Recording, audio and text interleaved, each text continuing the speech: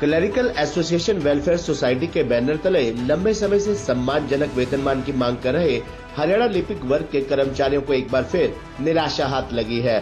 दरअसल clerical association welfare society Haryana के आह्वान पर 28 जुलाई को पंचकुला में राज्य स्तरीय मुख्यमंत्री आवास घेराव का कार्यक्रम था, जिसको मुख्यमंत्री के मुख्य प्रधान सचिव राजेश खुल्लर के ठोस आश्वासन के बाद 27 जुलाई को स्थगित कर दिया गया था।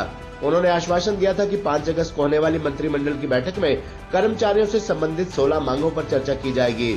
उसमें लिपिक वर्ग की मांग मूल वेतनमान 35,400 रुपए भी शामिल है। उन्होंने राज्य कार्यकारिणी से आग्रह किया कि आप अपने 2 प्रतिनिधियों को 29 जुलाई से हमारे कार्यालय में भेज दो, वो वहां रहकर अपनी मांग की प्रोग्रेस रिपोर्ट देखते रहेंगे। लेकिन इस विषय पर क्लरिकल एसोसिएशन का कहना है कि ना तो सरकार के किसी भी प्रतिनिधि ने एसोसिएशन के 2 प्रतिनिधियों से मुलाकात की और न ही उनकी मांग पर 5 अगस्त को हुई कैबिनेट की बैठक में कोई चर्चा हुई। एसोसिएशन की जिला कुरुक्षेत्र प्रधान मंजू रानी के अनुसार इससे सरकार की लिपिक वर्ग के साथ सरासर वादा खिलाफी नजर आती है।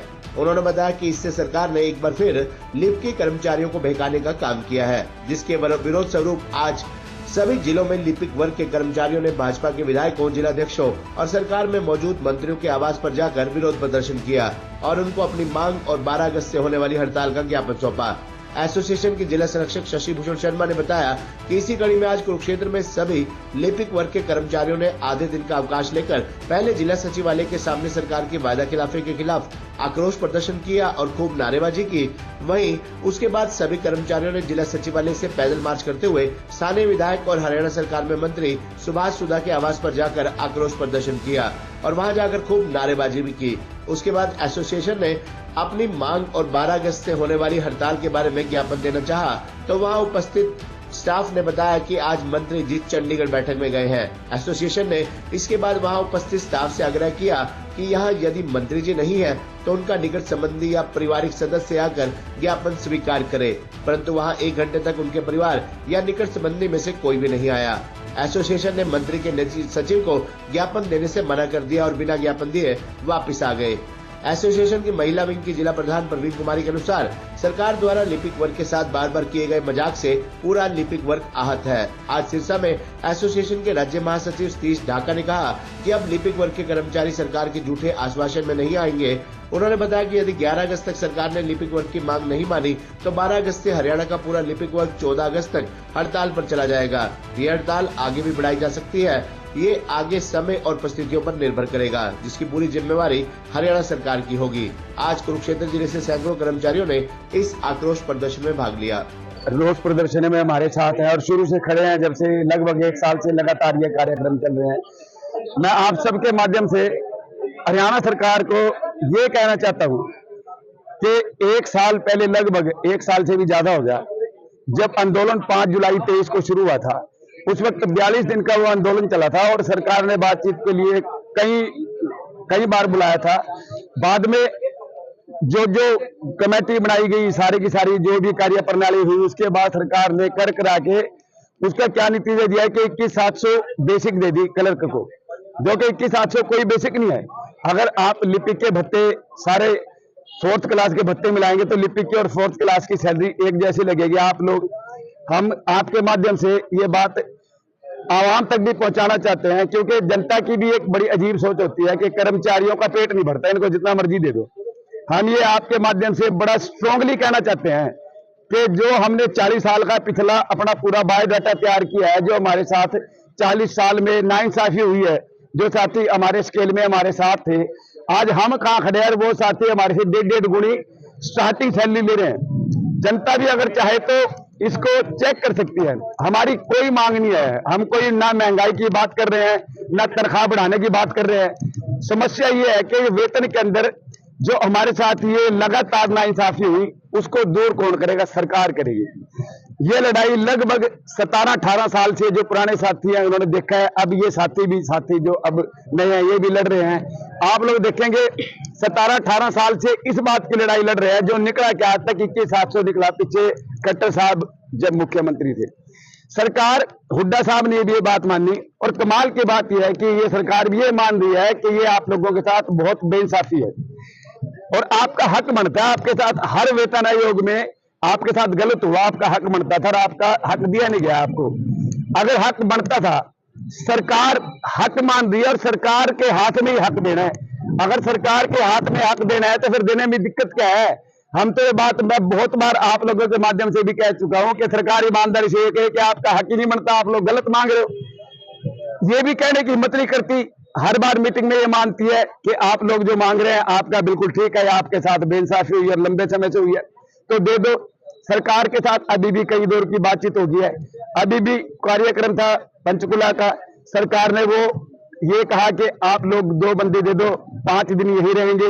बकायदा उनके डीडीओ को ये दूरभाष पे कहा भी गया कि इनकी हाजिरी लगाई जाए। ये एफडी के जो ऑफिसर है उनके साथ बैठ के पूरे स्केल पे सारे चीजों पे चर्चा करेंगे। आप लोग मानोगे नहीं, 5 दिन वो साथी वहां रहे, 5 के 5 दिन सरकार के किसी प्रतिनिधि ने, सरकार के किसी नुमाइंदे ने उनसे मिलने की जरूरत भी नहीं समझी। इससे बड़ा अपमान, इससे बड़ी जिल्लत किसी संगठन की नहीं हो सकती और इससे बड़ी लापरवाही किसी सरकार की नहीं हो सकती। हम लोगों ने भी देखो, इतने साल हो गए, 30 साल की मेरी नौकरी होगी, हमने कभी सोचा नहीं था कि कोई सरकार इतनी लापरवाह भी हो सकती है और इतनी झूठी भी हो सकती है।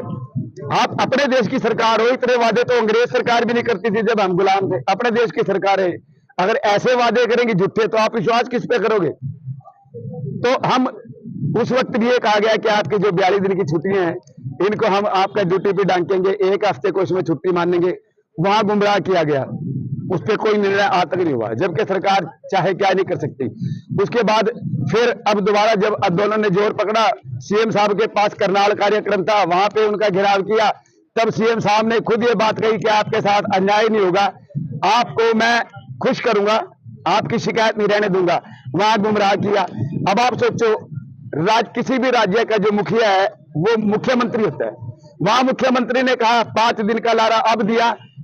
हमने फिर भी ये उम्मीद रखी कि 5 को कैबिनेट की मीटिंग है, सरकार को ईश्वर सद्बुद्धि दे और वो जो हमारे लिपिक साथी हैं, कार्यालय के हमारे साथी है, लिपिक है, assistant auditor, superintendent, deputy superintendent, जो सभी इसी आंदोलन में, इस सारी जो बेइंसाफी में शामिल है, शायद सरकार उनके बारे में कुछ सोचे।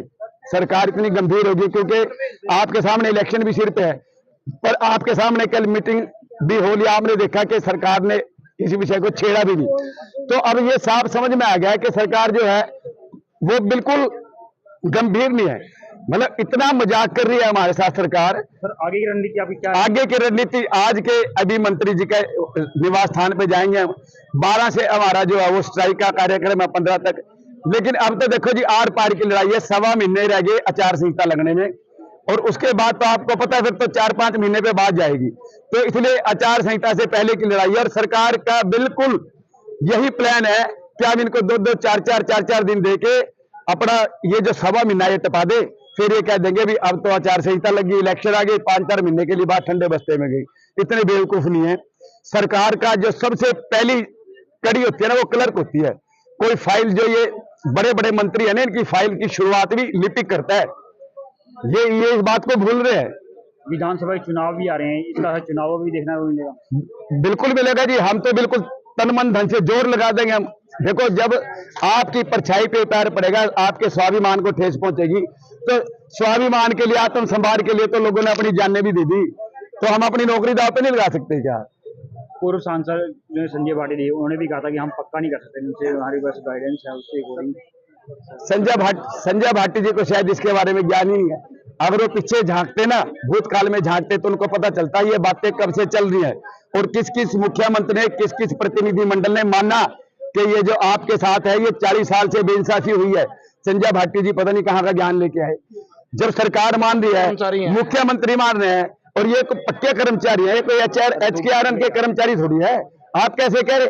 आप ये कह रहे हैं कि सरकार के पास पैसा नहीं है, जब पहले इससे 2.5 गुने कर्मचारी होते थे, जब राज्य नहीं चलते थे क्या जब काम नहीं होता था, जब आप रोजगार छीन के आप ये कहना चाहते हैं कि इससे बहुत बढ़िया देश आगे प्रगति कर जाएगा? ये सिर्फ गुमराह करने की बातें हैं ये, और गुमराह के साथ साथ ये इनमेच्योर बातें हैं। अगर कोई बड़े लेवल का अधिकारी इस